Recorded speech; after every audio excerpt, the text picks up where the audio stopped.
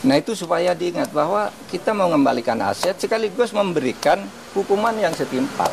Apapun alasannya, itu hukum yang berlaku. Dan itu sudah didiskusikan lah soal denda damai, soal kembalian. Iya, saya merasa itu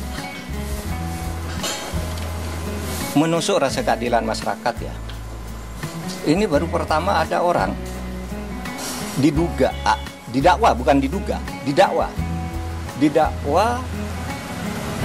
melakukan tindak pidana korupsi dan tindak pidana pencucian uang sebesar 300 triliun. 300 triliun. Lalu tuntutannya hanya 12 tahun. Dengan uang yang tadi 300 triliun itu dikembalikan hanya 210 miliar. Ditambah satu denda 1 miliar. Itu sungguh menusuk rasa keadilan. Karena apa? 6,5 tahun itu kok kecil sekali bagi orang yang menggarung kekayaan negara. 300 triliun hanya diambil 210. Lalu ada yang mengatakan, Pak itu 300 itu kan potensi. Bukan potensi. Itu sudah disampaikan bahwa itu kerugian keuangan negara. Bukan kerugian perekonomian negara. Kalau kerugian perekonomian negara itu potensi. Termasuk gaji, termasuk apa gitu yang diduga merugikan perekonomian. Ini uang negara menurut Jampitsus Febri Diansyah. Resmi pada waktu itu malah menyebut ini bukan kerugian ekonomi negara tapi keuangan negara. Artinya uang konkret yang dicuri dari negara. Sesudah dihitung lagi jadi 300 triliun. Hanya dikabulkan perampasannya 210 ditambah denda 1 miliar berarti 211. Ini sungguh tidak adil. Coba Anda ambil contoh Beni Cokro. Hukumannya seumur hidup, asetnya dirampas ratusan miliar oleh Kejaksaan Agung. Henry Surya semula dibebaskan di pengadilan negeri. Kita tidak terima, langsung kasasi atau dituntut lagi dari kasus lain. Naik, ya. Si Henry Surya ini semula bebas, kita langsung ke kasasi menjadi 18 tahun penjara. Hartanya juga diambil. Sudah disita oleh kepolisian lebih dulu. Atau Surya Darmadi itu divonis hitungan kerugian nih, yang ekonomi nih bahkan hitungan ekonomi negara rugi 39 triliun, dituntut oleh jaksa 39 triliun dengan denda 2 miliar sehingga menjadi 41 triliun, dikabulkan oleh pengadilan negeri. Tetapi naik banding tetap kena 2 triliun. Hanya uang kecil kena 2 triliun. Ini 300 triliun kena hanya 250 miliar. 250 miliar dari 300 triliun itu berapa? 0,007%. 0,007%. Tidak sampai separuh. Tidak sampai setengah persen. Anda bayangkan itu. Nah oleh sebab itu, menurut saya, Kejaksaan nampaknya kurang konsisten juga. Mengapa menyebut dakwaan 30, kok kemudian tuntutannya 250? Kan terlalu jauh, meskipun sudah dihitung ulang oleh pengadilan, terlalu jauh itu.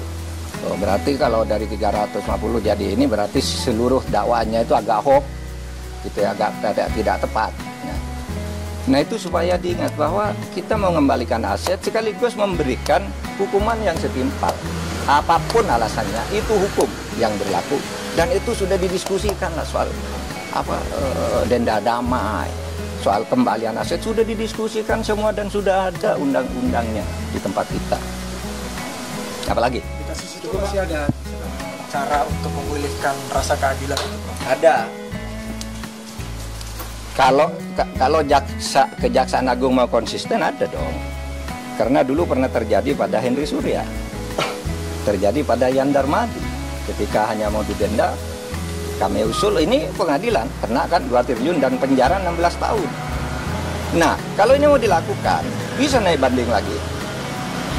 Tapi tetap aneh bagi saya kalau dakwaannya 300% bisa naik banding lagi. Kalau dibanding kasasi lagi bisa PK lagi. Tapi sementara selama ini kan belum inkrah semuanya. Itu masih bisa dilakukan. Meskipun kasus ini kan agak aneh ya. Ada unsur politisnya kan. Ketika ditetapkan si Harvey itu sebagai tersangka kan ada berita kantor Kejaksaan Agung dikepung, ya kan? Lalu Jaksa Agung memberi penjelasan diintervensi oleh Brimob atau apa gitu kan, Jaksa Agung ngomong di televisi ya. Lalu analisis di luar itu sebenarnya bukan penangkapan terhadap mafia nikel, tetapi apa? Itu upaya pergantian penguasa mafia. Sehingga yang lama dihantam agar ganti gitu. Tapi hukumannya tidak sungguh-sungguh. Analisis itu pernah muncul. Saya baca itu dari pernyataan terbuka Pak Ansat Mbai, mantan kepala BNPT ya waktu itu.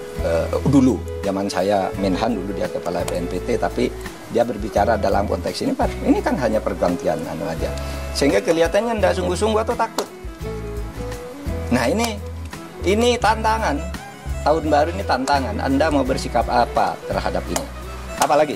Cukup terkait dengan pertimbangan majelis hakim dalam menjatuhkan vonisnya ke Harvey Muiz itu kan dia sih majelis hakim menyinggung bahwasanya tuntutan yang dilayangkan jaksa kepada Harvey itu terlalu berat gitu, dan bahkan majelis hakim menyampaikan kalau Harvey Muiz ini hanya perwakilan dari PT Refined Bangkatin ini untuk mengurus terkait dengan proses timah ini tuh.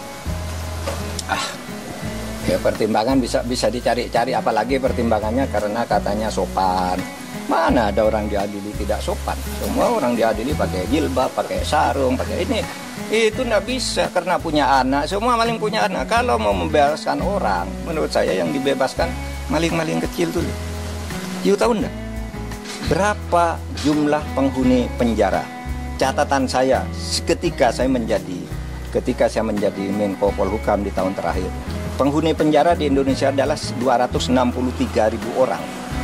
50% lebih itu narkoba, korban kejahatan narkoba. Yang koruptor itu tidak sampai 0,5%. Dari 263.000 itu hanya 1.290 atau 1.300 orang. Itu tidak sampai 0,5%. Kenapa kok ini yang istimewakan? Yang pencuri ayam, korban narkoba, orang membunuh istrinya karena istrinya selingkuh, orang karena ditipu, orang membakar orang karena kalap gitu. Kenapa tidak itu aja yang dibebaskan kalau alasannya biar penjara penuh gitu? Ini tidak masuk akal semua. Mari kita rasional kalau ingin baik. Kalau enggak ya udah. Tapi saya masih punya asa untuk itu. Soal konsistensi kejaksaan, kan dalam sidang terungkap bahwa ada grup news smelter yang isinya itu bos-bos smelter termasuk Harvey Muiz, dan adminnya adalah polisi. Waktu itu di Reskrimum Polda sana ya. Sekarang udah jadi Direktur Tindak Pidana Narkoba Bareskrim, udah Brigjen ya gitu. Tapi di sidang nggak dipanggil saksi, padahal dia jelas admin grup itu. Nah itu makanya saya bilang Kejaksaan Agung itu tidak dalam posisi bebas sesuai dengan hukum. Kan ada peristiwa yang mendahului ya. Ketika Kejaksaan Agung itu dibilang diteror, ini si Jampitsus dibuntuti kemana-mana, kemudian ada drone di sekitar Kejaksaan Agung dan sebagainya. Itu semua mendahului peristiwa ini, sehingga lalu orang sekarang mengkait-kaitkan, meskipun orang bilang wah itu yang dulu bilang oh ya itu tidak benar, sekarang terjadi hal seperti ini, mungkin orang bisa mengaitkan ke situ.